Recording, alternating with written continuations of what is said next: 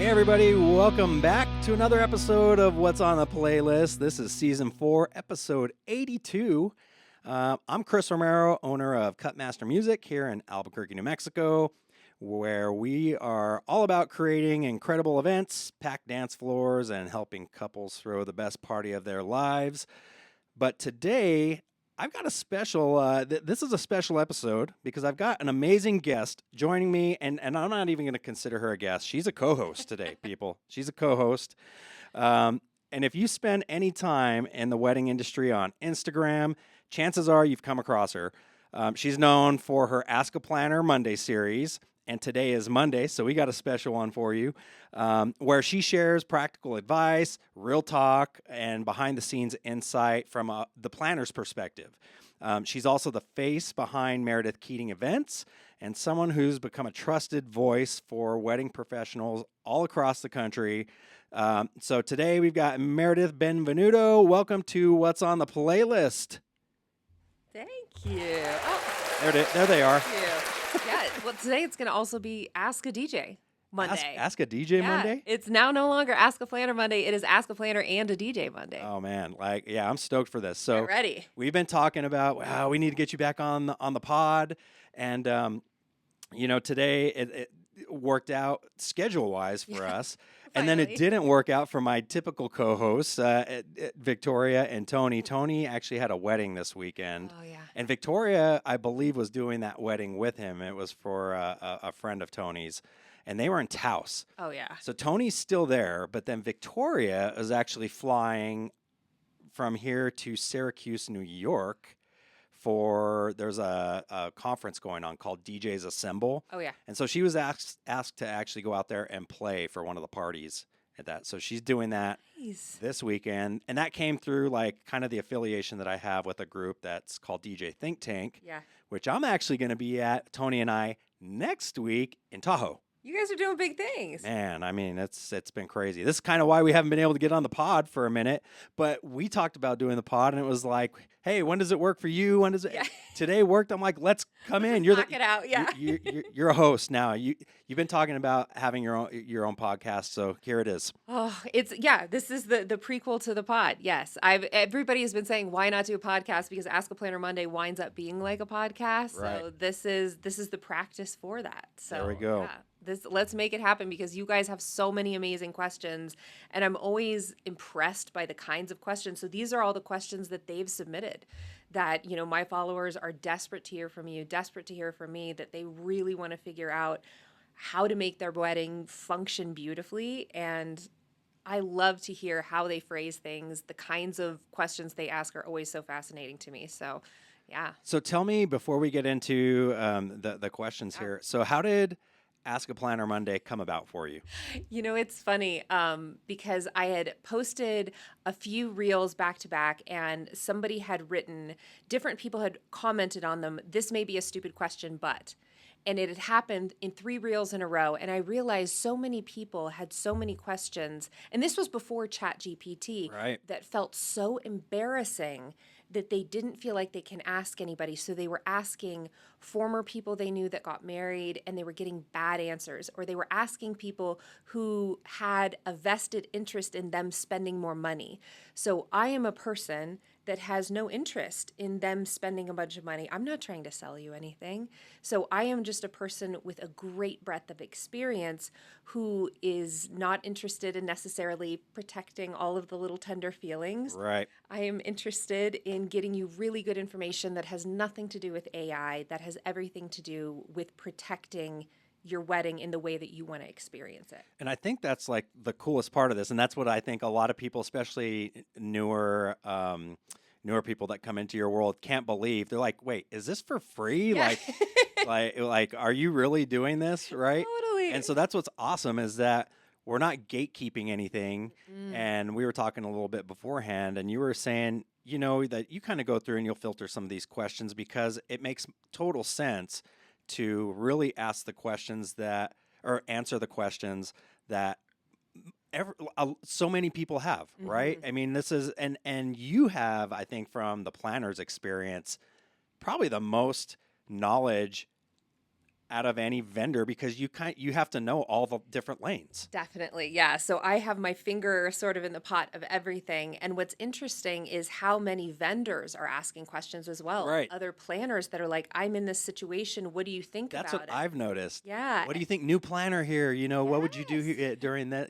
For this and that. And I love that because then I ask other planners that I know, and it's creating this sort of networking experience so that we can all feel better supported. And like, was this crazy or was this me? And so that we can all kind of get together. And yes, I try to answer questions that everybody seems to be having because sometimes they're very, very specific to certain weddings. And I'll try to answer a few of those, but I Sure. try to get, those big boy questions that are going to help, with your budget, with your timeline as much as I can for free because I just think it's good karma. It's good juju. It's good wedding. I want everybody's wedding to succeed, whether or not you're paying me. Right, right. Well, and you know what I like too, really about you specifically doing this is that you've got all this experience and you give the knowledge that but I think you also know too when you don't know something. And so then this is what I think it's like I love it when I get like a little text from you like on Monday, "Hey Chris, what do you think about this? What would you do here?" Right? And then I'll give you like my little take on whatever it is. And so I think that's what's cool too. Like there's things that and then there's stuff that you're like, you know what, this might be a better question to ask like the person in this vertical, right? And you've got, Absolutely. so you pull from your resources.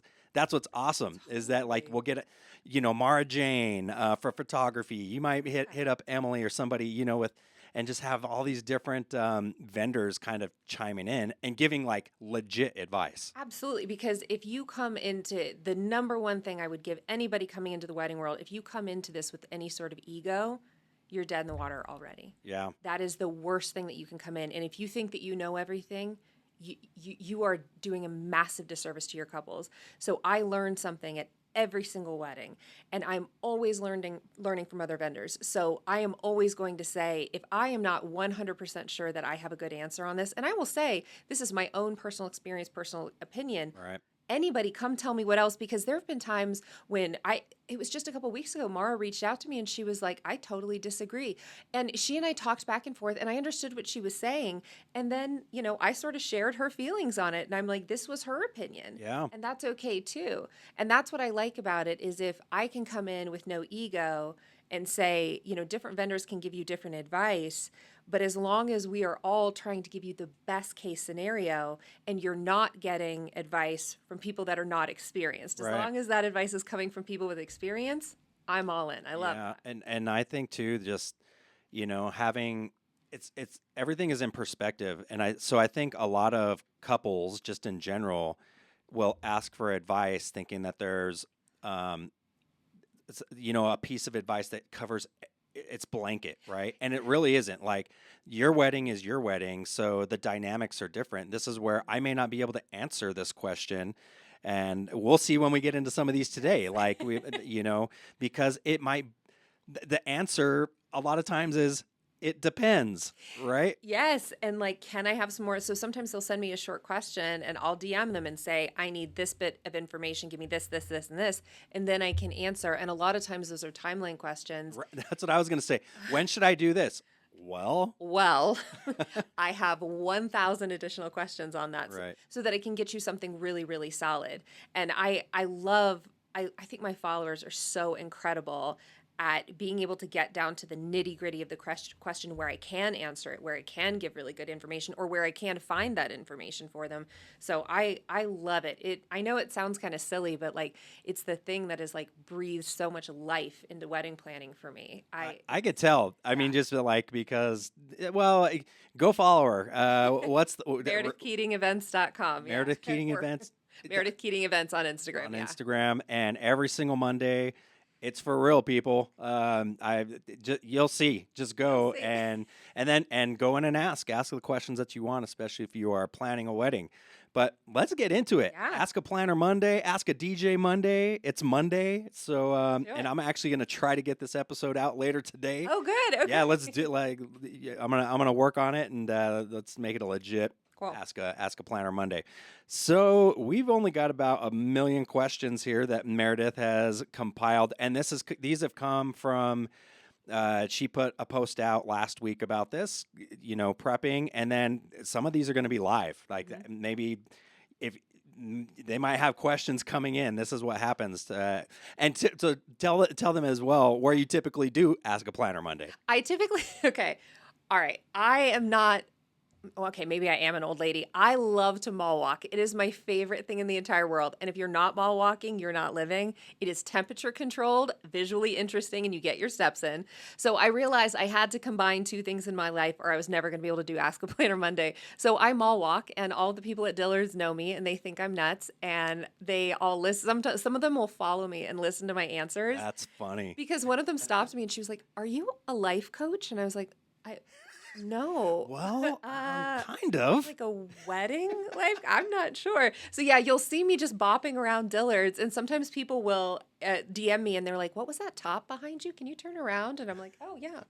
What's that?" So, this is weird for me to be answering questions while not moving and grooving, right? I'm like stationary. Okay. But I'm ready I know. for it. Well, if you got to get up and walk around, you got to do what you got to do to get the best advice. All right, let's do it. So, go ahead. You want to start us off, with the first question? I got Let's it. see what we got here. Okay.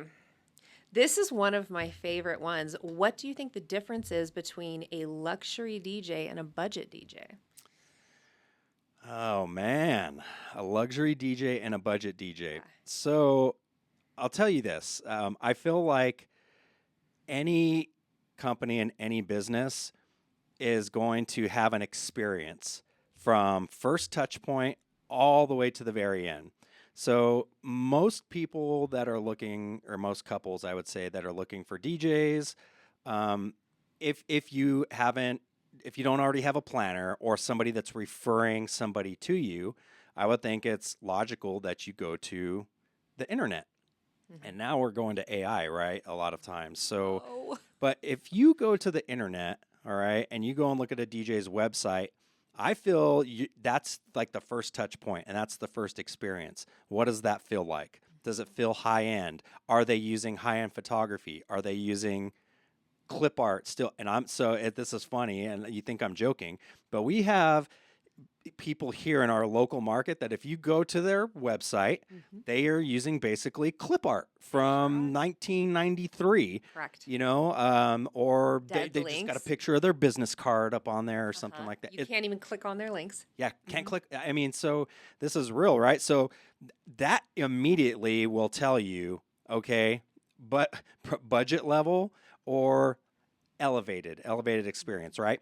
But then I think as you start diving into it, then you call and you reach out and you set up you're doing due diligence and you set up your meetings with these guys, or have a phone call or a Zoom call with them. What does their Zoom call look like? Do they have like a nice background? Are they dressed nicely? Do they talk eloquent and like are they well spoken? Or is it just kind of like, are they in their car talking to you, or just... So this is how I train our DJs. Everything is an experience. I have to jump in here because a local DJ, when they said they were sending in a ringer, I said my couple really wants to meet this DJ. When he linked in the DJ for the call on the video call, he was sitting on the back of a FedEx truck because he was still working, eating a sandwich during our call with the couple. Yeah. So when you just said that just popped so vividly in my mind. And I was like, "Hey, bud, could you just put down the sandwich for just a second, just to say hello?" And he was like, "Yeah, so I'm, this is me. I'll be there." And I was like, "Oh, okay, bud." Yeah. Continue. I mean, so those are like your first telltale signs, I would think, of like high end luxury, but then I'm going to fast forward. Honestly, price is really going to tell you. Sure. And people that I know personally that are in like the luxury market, these are like travel DJs. I'm talking about guys like Brian B Events. He's out of he's on the East Coast. Jason Janai, SE Event Group. All these guys, they're travel DJs, but they're in the luxury markets. And they're starting at $10,000. And I know Brian is more at least that. Yeah, like most of his are over that. So they're gonna be your higher price DJs as well. That's just in our industry. You really do get what you pay for And so I know that's a long-winded answer, but there you those are some ways I think of determining a luxury versus budget. And you haven't even talked about the actual Yeah. day, No. the experience on the day. You're only talking about the experience that you're going to have with them, and that is such an underrated part of it because so many people think about just the dance floor. Or like I didn't even talk about gear and equipment, any of that stuff, right? So to me, that just comes along with it. Mm-hmm. So you as a couple want to know how can I find out right away if this is a high end DJ or a lower end DJ, Yeah. and that's what I'm getting at from your first experience and touch point with them. That's really going to give you a pretty good idea of what I'm working with here, because the rest of it is going to be like that too. If their website, if they're not taking the time to really put, the website, put themselves out there. Sure. On Instagram, on social media, and see what they're like, what their gear is like, all of that, then that's what it's going to be like at your wedding as well. Mm-hmm. That's the way I see it anyway. We try to put out there what we are actually producing at events. I want you to see that, feel that, hear that. You want that cohesiveness Right. of that experience, and that's exactly what that experience is. Because I think I have worked with most of your DJs. That's exactly what the experience is from day one until you guys are packing up. That's exactly what we're showing here. And the difference between the luxury and the budget, because what happens, especially in the planning, DJ seems to be one of the later things that gets booked. Yeah. And I wish it wasn't. I just booked one this weekend for No. August 15th. Stop. I'm not like shocked. I realize it's not my wedding, but my heart just skipped a beat. That's a month away. Oh my God. Literally, like it's a month away. And so it does sometimes become a throwaway. So you have these events that sometimes are very luxury events that they're like, we just don't have any more money in the budget. We're going to pick whoever. And I've seen luxury events fail with budget DJs. Yep. And it's embarrassing. It's It's tough. crazy. What is honestly, what is most of your wedding day time wise? It's the reception and the party. Correct. Your ceremony is, most of them are about a half hour or so, But you're such a big part of the ceremony as well. Right. Yeah. We can be. If you're using us for microphones, Mhm. audio, we won't even get into microphone usage and Oh all my that, God. You Please do. you think Please oh, it's do. just a microphone. It's massive. Or- It's huge. Yeah. It's a huge part of it. And so, I mean, from a planner's point of view, especially if we're coming in as a coordinator and they're like, this is who we booked, and going in, it's a Right. budget. And so I know I'm fighting an uphill battle because I know they don't have the best equipment. They don't have the best response time. I know I'm going to be fighting uphill. I had a DJ who played Santana Smooth 3 times during dinner. And I said, if you play it again, we're going to have a problem, okay? My goodness. One more time. Yeah, exactly. It was so frustrating. Those little things that people are going to remember from your wedding. Because what happens is, I want you to think about when your guests slide into their car at the end of the night and they shut the door, what are they going to say? What's the first thing that's going to say? And one of those sticky things is going to be, did you remember when that DJ played Santana Smooth 3 separate times? They're going to remember that. And so when we're allocating our budget, if you just are throwing pennies at the DJ at the end, you're going to feel it. And I wish that wasn't the case. I wish we could all, It is what it is. Well, and we're in a service industry, and that's what you have to remember about all your vendors. Okay, so you are dealing in the wedding industry with people. And so it's not like I can just go buy 1,000 cups of coffee, right? And then, that was I didn't like that one. I'm going to go get a different coffee. You can't you've got Right. one day. One shot. And then we are like, so if you wanted me personally, I'm only available for that day on Saturday. Correct. You only get me, I don't have 5 of me. I talk a lot about that, about when people, especially when they interview and they're like, yeah, I really liked that DJ, but we're not quite ready to commit. There's only one of him. Yeah. This is, 'cause And I'm booking, you know what? And that's what I tell people. I'm Put- booking. Put your signature on a contract and a deposit, and we're good. Signed, That's it. sealed, delivered. And you really need to go hard on that. And so I think a lot of people just get so hung up on price Right. when they're not necessarily thinking about the experience. And that can be the kiss of death. And I think so many couples get so caught up in minute details and they're not thinking about what a big portion of their day the DJ is going to have their hand in. It's a massive portion. So, Well, you know what I always say? That's all right. I can be the DJ at their next wedding. well, you know what I always say? I know. Marriage is like pancakes. Ain't no shame in throwing the first one out.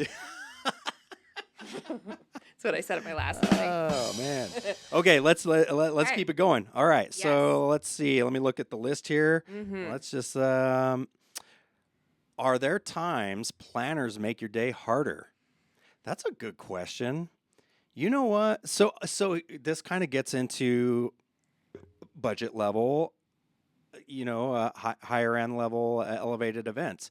And I'll tell you this, for I'm trying to think of any time in the last 10 years that I had just like issues with a planner, and I really haven't.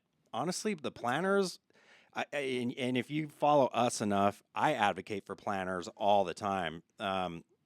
They do nothing but make the day better all the way around for everybody. And so at the end of the day, it's not about me. It's not if a planner makes my day better. It's not my day. We are on team couple. Yeah. All right. So that's really what it's about. And we're flexible. So I think you're going to find, again, you're dealing with people. So I've heard that DJs, photographers, a lot of them are like kind of their personality is just it's my way or the highway, and this is the way I do things, and not flexible, right? But then there's a lot of us out there that aren't like that, and that's the category I fall into, like being flexible and just there's ebbs and flows in the day. I don't call it a timeline, I call it a guideline, just because things happen and you've got to be malleable and just be able to move and Totally. with the day, right? So it's not about me. You know what? I can't change the sun setting. Yes, go get those pics. I'll hold down the fort in here, right? Yes. Like, we're running a little bit late. We can't do toast right now. It's not going to work. Right. All good. We'll do them when you get back. Like, We'll hold.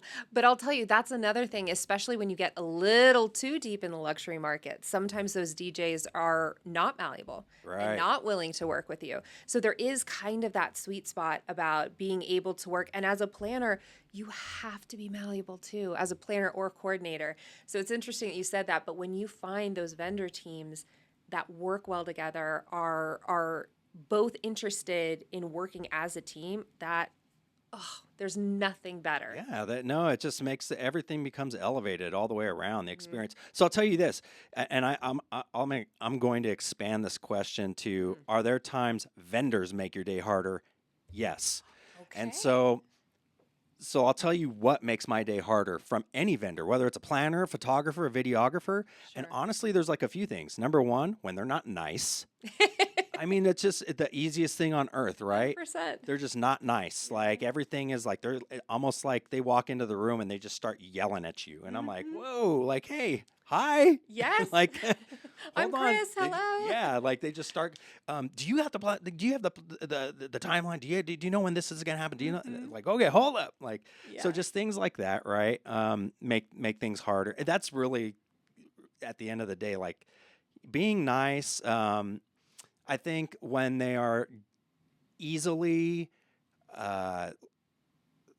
what's the word I'm looking for? Like kind of just like thrown in, flustered. Yeah. That's it. Like thrown into panic mode. Mhm. There's some planners I have worked with in the past that I feel like they get like a little disheveled, like when things don't go exactly according to plan, and then they start kind of like just losing it, right? Yeah. Instead of like, hold on, like. We're not saving lives here. Yeah, like let's just take a deep breath.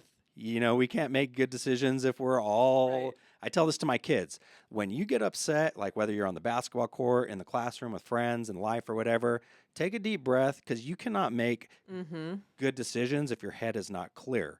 So you need to be in a state of calm to see what the situation is, evaluate it, have clarity, and how to move forward. It's the same thing in a wedding. 100%. We're in a high pressure situation.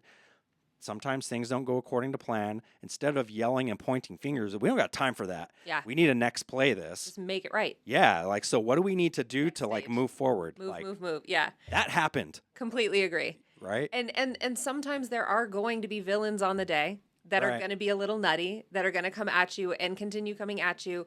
And you just duck and move. Right. How can you duck and move? And when I agree. I think there are oftentimes vendors that are just going to make things more and more and more and more difficult. And your only goal at that point, how do I shield the couple? How do I keep the event on its feet? How do I dampen this crazy person? And that's all you can do. Totally. And not let it get your blood pressure up.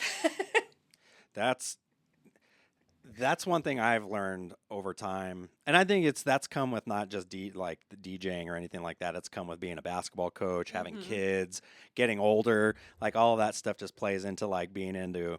All right, let's get to a state of calm. Take a deep breath. It's gonna be fine. And then I think this is the other thing that comes with experience. At the end of the day, it all works out. Like I know it's going to. So I don't need to get all frustrated over this. A little hiccup, a little bump. Yeah. Let's keep going, right? Totally. Okay, let's keep going. Wow, what's the next one you got? I love this one because I think you and I are both going to have good answers for this. If a dance floor isn't hitting, what can a couple do to turn it around? That one's easy. The couple, get out there on the dance floor. There it is. Like that's all you need to do. Correct. So I tell my couples this all the time because a lot of couples I see that come into like your Ask a Planner Mondays or will ask us, hey, we want a dance party. We want the dance floor popping all night long. And my first thing is going to be like, great, be out on the dance floor all night long. Because people are at the wedding to celebrate with you and they're there for you. They want to hang out with you. So here's another little nugget, little tip. If you've got a bunch of different things going on at your wedding, then you're just going to be spreading your wedding thin. So if you've got a photo booth, I've got a chocolate bar, I've got outside games going on. We've got a phone booth in another room over there. Then you are going to be spreading your party thin. So a lot of times I think couples are looking to keep our guests busy, but you're really spreading your party thin, which in my opinion, is fine. I'm team couple. Whatever you want the experience to be, I'm all for it. But if you want a packed dance floor all night long and you've got a bunch of different things going on and then you decide to go hang out at the cornhole outside all the whole entire event, that's where everybody is going to be. Correct. So you're not going to have a packed dance floor. They want to hang out with you. Yeah. Now, that being said, so a lot of couples will ask us about music. Well, I love to dance, but I'm not really into like mainstream music. Honestly, that's perfectly fine. It doesn't matter what the songs are as long as you are out there dancing. So I'm just going to wait to play stuff that's like maybe not mainstream or like that I wouldn't necessarily play for this group of people until you are out there. Or if I see you around in the room and I know this is going to get you out on the dance floor, then I'm going to play it. So the music doesn't even matter at that point. Honestly, it's about you, the couple. Completely agree. I'm going to add on to that, which this is a little more work on your end. But if you are telling me one of my primary value moments of my wedding is having a packed dance floor, I want you to get buzz agents. And what I mean by that is I want you to get who are the people that you know are your party starters in every single area of your life. This uncle, this person from college, this person I grew up with. People from different tables, I want you to shoot them an email. And I want you to say, I'm counting on you. I am counting on you to keep my party going all night long. And what I want to see is if my dance floor isn't hitting, I'm counting on you to be out there. I'm also counting on you to get people from our crew out there. So yes, I'm going to be out there, but I also have my little buzz agents out there. And what that's going to do is get people from lots of different areas of your life out there as well. And they're not going to have to do it all night because if that dance floor is hitting early, it tends to keep hitting. So those buzz agents are what's going to help you. And you kind of need them and the people that just popped in your head as your buzz agents, they're going to love the job. Yeah, this is that's not what a bad they do. Job. Yeah, they love it. They're party people. That's it. That's the answer. Yeah, and I think you hit it right on the head, especially at the beginning of the night. And if you don't have like a moment that just really gets the dance floor popping, and there's ways you can do that as well. But like if you don't have one of those moments, and one that comes to mind is like, just like a lot of times we'll do a group photo, right? Yep. So it's like, oh, we want a group photo and we want to do it and then get the dance floor going. And honestly, that's a great way to immediately pack your dance floor, because Yeah. you bring everybody in the room out on the dance floor, you take your picture, and then boom, hit them with a banger, right? And it gets going. But if you're not doing something like that, and then especially if you're going from a low energy moment into Mhm. open dancing, Yep. then those buzz agents, as you call them, are amazing party starters, because all it takes is a few people, right? We just need to start the Kindling. fire, Yeah. start the kindle, and That's it. and then it'll take off. So it doesn't take very many people to Mhm. really get it going. So And then that's it'll last. It'll last. And people love that job. But I like that you said that it's hard to go from, because when people say, I just want to go from an anniversary dance into open dance, yeah. that's tough. That's hard. Anniversary dance, you're taking people literally off the floor. We start with a Literally. packed dance floor with everybody that's married, and then one by one. If you've been married for less than 5 minutes, exit the dance floor. If you've been married for more than 25 years, and then you get to the final couple, Right. and you've now literally killed your dance floor. So you need to do something to. Which is why I do kind of prefer the reverse anniversary dance, where we're saying, I want my oldest couple up first, second oldest, 10, 50 years, 40 years, 30 years, 10 years. And then you can joke and say people who are engaged, people who might be engaged, people who met at the bar, people who spotted each other in the crowd, Right. people who are single and ready to mingle. And then everybody's on the floor, and then hit it. And that gets energy up, and that can get a hit dance floor, because that first song, if you can get it, that's going to be, I feel like sometimes it can live or die Yep. on that first song, personally. Totally.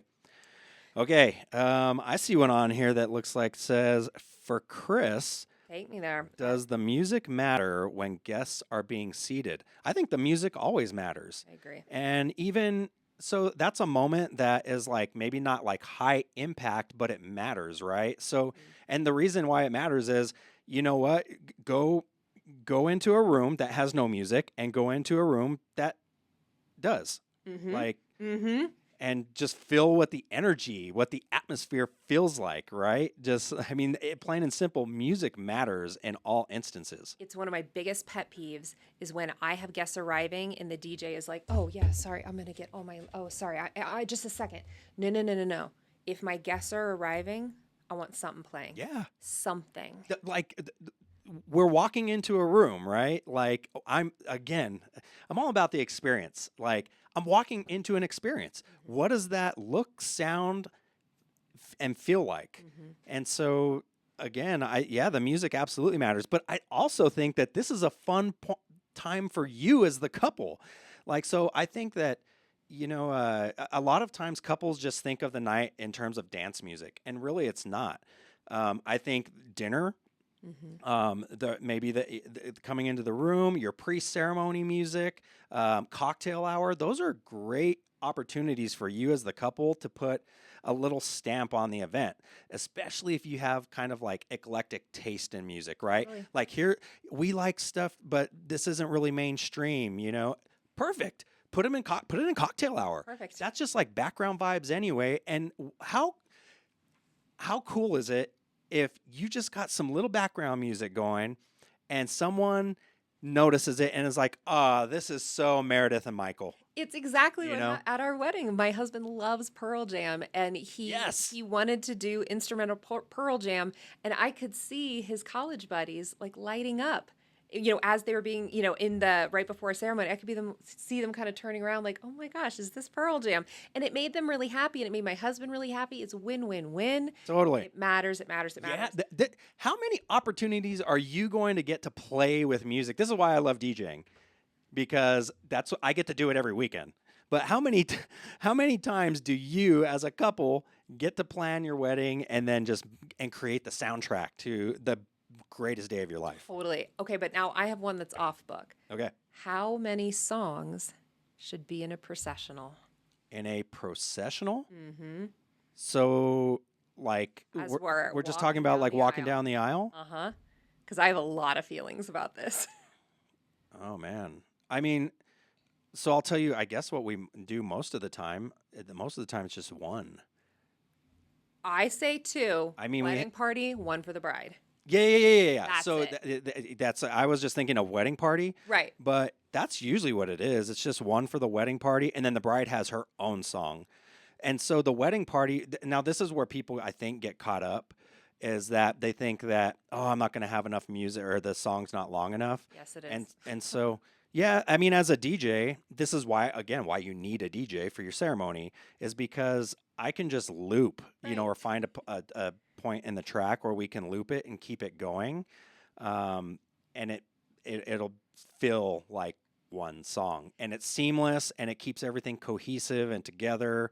Right. It doesn't feel choppy. The more songs you add into anything, so like even in the reception, a lot of times our couples think, oh, we're gonna have our guests, but couple by couple, come into different songs, Nope. which it can work, but it's a lot of work and it doesn't feel as Doesn't cohesive. simmer. It Yeah, doesn't have time to simmer. right.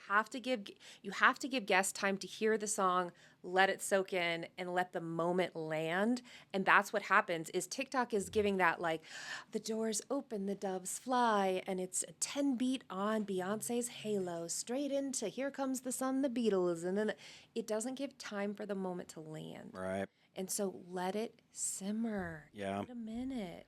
That's yeah. So I mean, but yeah, that's I guess it's My usually feeling. two. So. Yeah, that's my answer. But TikTok is telling them 5, so Holy cow. I don't do TikTok. Well, so think about this, and I mean, most processionals takes a couple, usually like, I mean, less than 30 seconds to get down the aisle.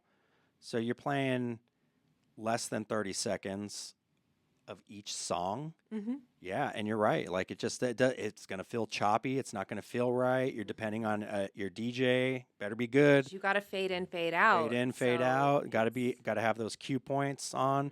Mhm. Yeah, yeah. I mean, Too much. you're asking for a lot. When just so I'm of the belief like we call it KISS. Keep it simple, stupid. Yes. Right? KISS. Just like And the simplicity is beautiful. yeah. Less is more, and it really is with weddings. Like It hits so beautifully because that's what they're thinking is it's going to be more impactful with more, and it's not. right? No, it's not. That's the worst. Okay. Okay, let's keep it going. This one, I loved this one. This one was for me. Live musician or DJ for the ceremony. And this is a hard one. So I think when we're looking at a live musicians, this is more looking at probably string quartets, Right. harpists, things like that. And I think it's different when we're looking at the type of weddings. If we are talking about true high-end, super bougie weddings, I understand the draw for strings. However, I think they are often more functional with DJs. There is something magical about live music, there's something magical about strings, but because I am always striving for things to be functional and perfect, and you can always get perfection with DJs. You don't always get perfection with strings. And I often think, especially with the recessional, so meaning walking back down the aisle, DJs often catch that moment so much better than the strings do. And when we're looking for a signed, sealed, delivered, you know what I mean? When we're Right. looking to hit that note, Yep. I don't hear my quartets hit it as hard, and sometimes I don't get that heartstring pull. But that I wouldn't say that's necessarily a wedding planner opinion. I think that's a Meredith opinion. I do see the benefit of both, but I do want to point out that your quartet is likely not going to amplify your ceremony. And that is important to note Yep. that you need to clarify who is amplifying your ceremony because that still may need to be your DJ. Right. So yeah, you definitely want to have typically you're efficient mic'd up, and then if you got people doing any kind of um, speech readings, during the ceremony and things like that. Yeah, most of the time your live musicians aren't providing that. So I'll tell you this, like I personally love live music. I go to concerts all the time. I love the vibe, the feel of a band, a quartet, any of that, any live music. Like I love that. Honestly, it's like it's my favorite. I think most people are like, there's nothing like hearing the actual person, right? So I think for like ceremonies in the beginning and the actual ceremony part of it, Yeah. yeah, like I love live musicians. When you've got the strings, I think it's awesome. But like you said, if you are really looking to hit that moment, like, you kiss your partner and they turn around and they pronounce you the brand new Mr. and Mrs., and then boom, we want to hit, ooh, baby, Yeah. there I am, signed, Oh, sealed, delivered, right? So like, and it, you can't play the whole beginning part of that. Like you have to have that moment, yeah. and so you do need a DJ for that because you're right. Like there's no string quartet hits. that's gonna sound So like maybe Stevie Wonder. the answer is both, The answer. maybe. Yeah. So I think here's a case of it depends. Mm-hmm. What's more important? Yeah. What do you like? Yeah. And so some people don't like strings. Yeah. Some people like the sound of live musicians. That's why a lot of people will ask band or DJ for actual reception. Yeah. Well, it depends. Like, there's things DJs can do that bands can't, and there's things that bands do that DJs can't. 100%. And so what matters to you, and that's what you kind of have to figure out. Like, what do you value, right? Totally agree. So, Okay. okay, What's next? let's see. What do we got here? For both, what's the biggest ceremony timing mistake you see? Timing. That's an interesting question. You know what? Like, I don't know if there's really any. I don't really see any timing mistakes. Oh, I see nothing but timing mistakes. Uh, but So yeah, that's tell for me. to see. It's usually the more mistakes I see are things that we went over in rehearsal of walking when they weren't supposed to walk, moving when they weren't supposed to move, not moving when they're not supposed to move. So it's more things. It's definitely nothing to do with DJ. Yeah, that's why I don't. I press play. Yeah, that I was press what play, and they walk down the aisle. Yeah, look at that. They're all perfect. Yeah, I'm usually back there like, we went over that in rehearsal. We went over that in rehearsal. Oh my gosh, he's not getting out of the way. That officiant didn't take the mic when he went, and so in every picture there's a mic. Yeah, so that's Yep. not necessarily a shared one. But. No, but that I think that's important though. See, these are the things that you see as a planner, right? Yeah. And that it doesn't exist in my world because I pressed play, we got through, they got up the aisle. That's it. My job's done. 100%. And the truth is like, whatever happens in the ceremony, it's good. It's all good. Right. Everybody winds up married. I think sometimes it's frustrating because we work so hard in the rehearsal to make it right. And anything that happens that way is distracting. And my goal is always to get eyes back on the couple. And if you're doing something funky in the ceremony, it's distracting. So for example, I had a groomsman many years ago jingling his keys the whole time in his pocket. And we had talked about emptying his pocket. And I asked him if he had anything in his pocket. And he was like, sorry, it's just an anxious habit. And so the video picked up jingle, jingle, jingle, and the entire video was ruined. So it's those kinds of things where it's like, my whole time during the ceremony, I'm like, no, we went over this. So I get frustrated when it's like, guys. You know what? I did think of one thing for timing that affects us as DJs. And something for you to think about when you are planning your ceremony is usually the ring bearer and the flower girl, right? And a lot of times it's so cute to have our 3 and 4-year-old walking down the aisle, and they're going to walk down just perfectly and throw the flowers perfectly, and they're going to make it down there on perfect timing. Nope. Okay, so throw that all completely out the door. It never happening, happens. So this is why I think you have to have a good DJ that can be on alert and know and be ready to loop a track and a song. And I always tell them, like, because I always ask, how young are your ring bearer? Yeah, how old are they, right? Your ring bearer and flower girl. And when they tell me they're little and we're hoping that they make it down the aisle, we think they're going to, okay, that tells me enough, right? That I just need to be aware and I might need to loop this. Yeah. And we always wait until, because it is cute and it's funny when. Whatever they do is cute. Whatever they do. Yeah. And just be ready for whatever they did at rehearsal, they're probably not going to do in front of a bunch of people that weren't there yesterday. Right. And yeah.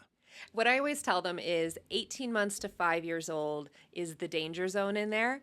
And your best case scenario is to have, you're going to stage people on the inside of the aisle here so that they see people that they know. So as they're walking down, oh, that's my aunt. I can get to her, then I can get to dad.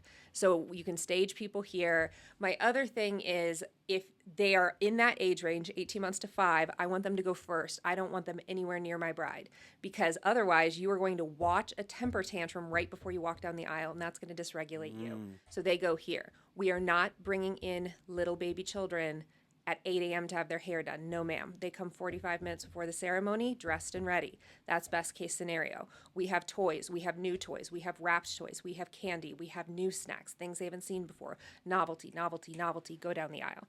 So it's a big process. And the truth is, I had a wedding, and I know she wouldn't care if I told the story because she told me I could. 7 flower girls and ring bearers, all under the age of 5. Oh, my. Guess how many made it down the aisle? Whew. Not a one. Yeah, jeez. 0. And the truth is, they're kids. You got to just, so in my humble opinion, flower girls and ring bearers should all be over the age of 5 or under 18 months. There you go. There you go. Okay, easy enough. All right, keep going. Let's see both. How much cocktail hour is too much time?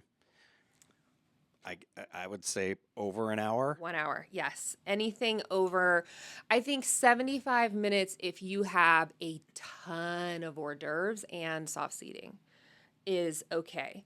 But just because you don't want to do a first look and you don't want to give up this and you don't want to do that and you want to do an Austrian bustle and you want to have 1,000 family pictures and you want this and this and this and this and I don't care and I want a 2-hour cocktail hour and that's what I want, unfair to your guests and they're going to talk smack about you. Yeah, well, and then people are people and they get antsy and just and then you're. What I don't think you understand is how much. Who takes on that burden of them being antsy and flustered and frustrated and hungry and all of that, right? So they get drunk too. Right. So, and then I know that's happened in the past where I'm having to tell, aunts and grandmas and whatnot, like they're asking, when's this going to happen? When are we going to do this? When are we going to do that? And I'm like, well, the bride and groom aren't here yet, so we can't start without them. They're coming. They're coming. And in my mind, it's just a poor planning thing. So these are all things that we could work together on a timeline. Right. We'll get you a great timeline to make sure that you get everything you want with proper timing. But in my mind, an hour. It's called cocktail hour for a reason. Hour. There you go. Keep it to an hour. Okay. All right. What's the next one you got? Should we do all the dances before dinner or spread them out? I'm in favor of not spreading them out. I think you should do them mostly together. So I'll tell you this, those that do them all before dinner, I feel like the reason that they're doing it is because we want to get that stuff out of the way and we just want to party later on. And honestly, it works. It does. I like it. I like it when they come in and it doesn't really take that long. So here's what I've seen more so recently, is grand entrance, we bring in your wedding party and then right into a first dance. And then we did right into father-daughter, mother-son dance into dinner. Yeah. It was fine. Takes 10, 15 minutes. You budget for it. You cannot move when dinner is coming out. So you need to make sure all this happens and lines up right before that. Correct. And you don't want to be running into that. So you don't want dinner coming out 15 minutes late is what I'm saying. So just that's as where long the good timeline comes in. Yeah. Right. So this is where your timeline. So like if you only have an hour of time and you want to do those dances before, well, now your cocktail hour is a cocktail 45 minutes, which is fine. That works too. 45 minutes, get people in their seats. Let's go and do our stuff. And then we're right into dinner. I think it works fine to have them all together, but I wouldn't spread them out as far as like, once you get to dancing, let's keep it dancing. The more, I'll tell you this, here's a little nugget for you couples. The more opportunities you give your guests to leave during the dancing, you're going to have people that leave. Correct. Okay, so if I have dancing for a half hour, 45 minutes, stop, do something, some people are going to leave. Then if I do 20 minutes later, something else, stop, another group of people are going to leave. So the more opportunities as you go on later into the night, that you give people opportunities to leave, They will. Once your dance floor opens, you never stop it. No way, no how, not for late night snack. Late night snack comes to you. Once dancing opens, period. We never stop open dance, ever, ever, ever, ever, ever. That is, lock that into your brain. And the only time I would say, and this tends to work out okay, that we sometimes we're not seeing this as much anymore, thank God. But we would do like about 45 minutes of open dancing starting the night, and then if they wanted to do like a bouquet and garter toss, and that was kind of a good time to do it, just because people after 45 minutes we would wear them out, right? So they needed kind of like this natural break, and that only took like People aren't doing 5 it to 10 anymore. minutes. They're not doing it, Yeah. so which is we're all about it. I'm okay with it. Yeah, I'm fine with it. Well, You know, and I think it's interesting when we do that grand entrance. I really don't like when we do, energy gets up, we introduce the wedding party, bride and groom, and then everybody just sits down. I think it's a weird drop in energy. So I like to have the couple for sure go out and do the first dance. And I don't mind doing bride and groom and then straight away father the bride, bride, mother the groom, groom. My only argument is I don't think people have the attention span to watch 3 dances back to back. So sometimes I do father the bride, bride, mother the groom, groom later, and then just do that welcome speech, blessing, hit the food. But I don't mind knocking out those dances because then formalities are done. yeah. I mean, and I've seen, I can't remember with the wedding that we did recently, but Yeah.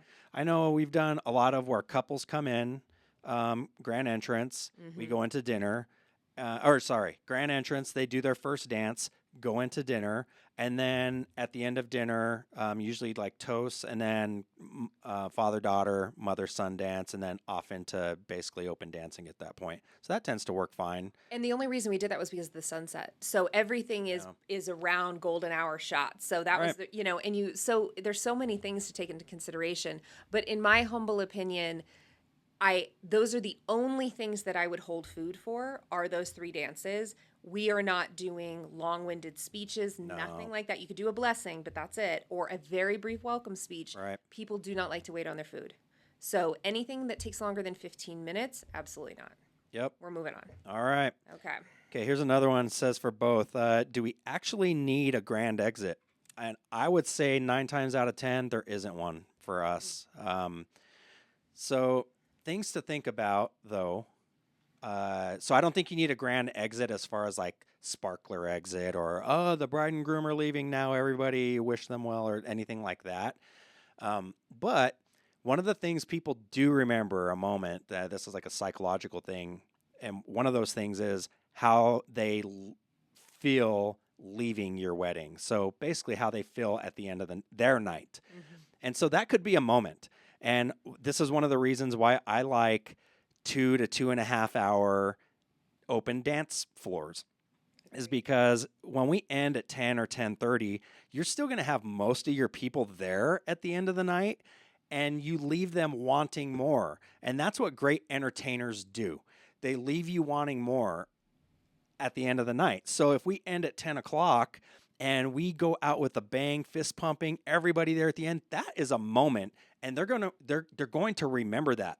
And then they're going to talk about your wedding and say, 5-10 years from now, oh my gosh, your wedding was so much fun. We could have stayed there all night long.